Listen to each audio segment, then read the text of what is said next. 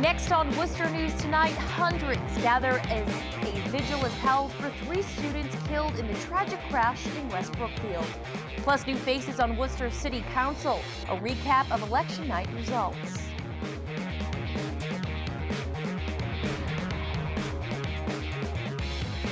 Good evening and thanks for joining us. I'm Anna Botari. We begin tonight in West Brookfield, where hundreds met to grieve the deaths of 3 teenagers killed in a single car crash Tuesday. The Worcester County District Attorney's Office confirms 2 girls and a boy were inside the car. Tonight, a vigil was held to remember the students. Our Cam Jandro was at the vigil this evening and has more. Anna, I'm in West Brookfield, where hundreds have come out to pay their respects to the 3 students from Quabog Regional Middle High School who tragically lost their lives in a single car crash Tuesday. The 3 victims have been identified as Christian Congelos, Lena Noonan, and Jacqueline DeRogers.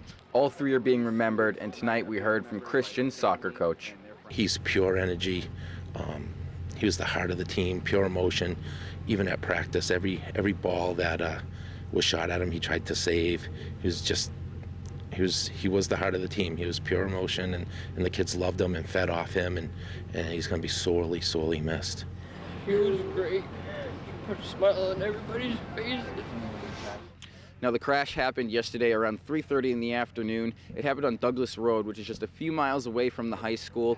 Once again, we're in West Brookfield, where hundreds have come out to the town common to pay their respects for 3 lives lost in a tragic car accident. Reporting in West Brookfield, I'm Cam Jandro, Worcester News Tonight. Earlier today, those mourning the deaths of the 3 teens visited the scene of the crash. Our Rosalind Flaherty was in West Brookfield today and has the latest. Flowers at the scene of a tragic crash in West Brookfield, where 3 teenagers died Tuesday afternoon. They were students at Quabog Regional High School. And they're all so young. That's the problem. You know, they're great kids, all of them. They all did sports. I didn't even believe it.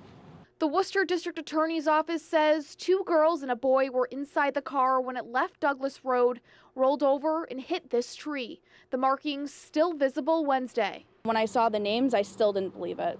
And now it just feels so real, and it's the only thing I can believe. Family and friends came to the scene throughout the day, trying to make sense of the tragedy. Barbara's daughter was good friends with one of the victims. I came home from work and Brianna was hysterical in the house, and she told me, and I was like, oh my God. Grief counselors were at the school Tuesday. The West Brookfield police chief says he knew 2 of the victims. We spent the morning talking to the teachers, getting them ready to talk to the students so that they can have an open dialogue. Part of the healing process is having an open dialogue and talking to the kids and helping them understand what happened.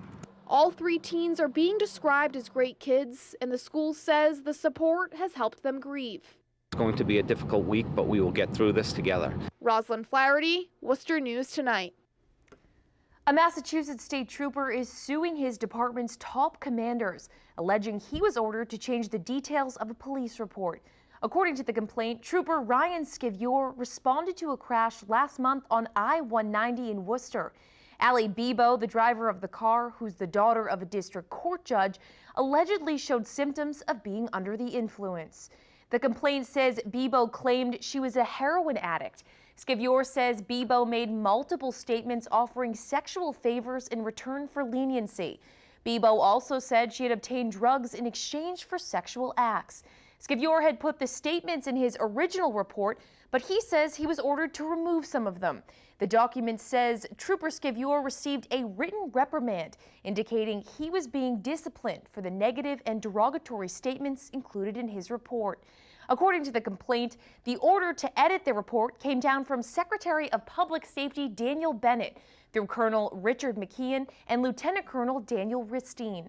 The document accuses state police leadership of agreeing to have the original report serendipitously removed from their court file and to replace it with the altered report. Skivior's lawsuit seeks an apology from the defendants, the removal of the discipline from his record, damages, and fees. Well, the Massachusetts Interscholastic Athletic Association, along with the Windham, New Hampshire Police Department, have put out a warning to all high school athletes about a convicted stalker. Police say 36-year-old Robert Sly has not only attempted to contact students online, but he's also tried to lure people to different locations. Leicester Police Chief Jim Hurley says while there have been no cases reported to Leicester PD, he feels sharing the warning is important. The best thing we can do is communicate information. And I get back to that saying we use in law enforcement quite a bit. Knowledge is power. And by having this information, we now have the power to go out and spread it around and attempt to keep this individual from coming into our communities. Chief Hurley says it's important for parents to stay current on all forms of social media and to monitor their children's use. Worcester City Council will be seeing some new faces starting in January. The city's municipal election saw most incumbents re-elected to their at-large seats, and 2 district seats will have new councilors. Our Brittany Schaefer has more on Worcester's election results. The election results are in, and incumbents and newly elected city officials are looking to the future. I'm just thrilled and I'm honored and I'm so thankful to the voters in the city of Worcester. It's an absolute honor to serve, a second term. City Councilor at large Christian King strengthened his position on council, earning his spot for another 2 years. King was the first black male elected in the city since 1936 and first to ever serve as an at-large councilor. And after Tuesday's election, Worcester City Council will be the most diverse in history. We'll have 3 people of color, Sean Rose, Sarai Rivera, and myself, and we've had, last term was the most women that ever served at one time. So I certainly think we see it changing, and I think it's related to the folks that live here. District 5 City Councilor Gary Rosen ran for an at-large position and succeeded, finishing 3rd overall. The only incumbent not re-elected was at-large Councilor Michael Gaffney, who announced last month he wouldn't be pursuing the seat. I felt, I got to do it. There was strong competition and I really had to knock someone off. You could campaign very hard like I did, or you can sit at home and do no campaigning. You're on the ballot, you're a candidate. I never assumed that Mike Gaffney was anything but a candidate. Rosen says he has a lot of plans to better the city. It's a great city, but it's a dirty city, and I think a lot of that is attributed to the open recycle bins. Also, I really think we need more enforcement across the city just to get people to drive more safely, to slow down. King says he's focusing on crime prevention and on helping the city's youth, starting with establishing an organized sports system for middle schools. We're really focusing on trying to bring back middle school sports so kids aren't popping wheelies in the streets, they're not engaging in vandalism or delinquent behaviors. Secondly, really working around police substations, so there's more of a community police presence in our neighborhoods. Now residents can expect new faces for city councilors in District 1 and 5. They will be starting in January. Brittany Schaefer, Worcester News Tonight. Joseph Petty also keeping his seat as mayor of the city of Worcester and doing so in convincing fashion. He was challenged by Councillor Constantina Lukes. Petty received 2/3 of the votes for the win. This will be Petty's 4th 2-year term as mayor. Petty was celebrating Tuesday night at Al Basha and says his win shows there's a lot of progress happening in the city and residents are noticing. The progress up, the group we have, and keep the momentum going, the vitality here in the city of Worcester. We're going to keep the quality of life issues, the parks, the roads, public safety, and also we're going to look at building some more schools. We have South and Doherty done on the list, and we're going to look at Burncoat High and hopefully East Middle in the future.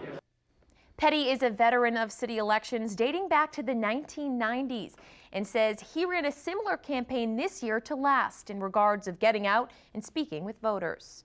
Newton Mayor Setti Warren campaigning across the state today about his plans to help veterans, military families, and seniors. Warren is running for governor. The Democrat plans to run in 2018.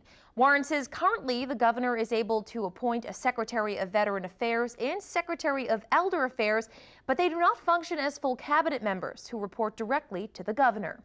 Warren says his proposal would change this. The issue is personal for the mayor. He served in Iraq for 1 year and is the son and grandson of veterans. The Secretary of Veterans Affairs to be at the table with the governor, making decisions that will have impact statewide, integrating that into the leadership of our state. In addition to elevating the Cabinet Secretary to Veterans Affairs to Cabinet Secretary status, I am also adding military families.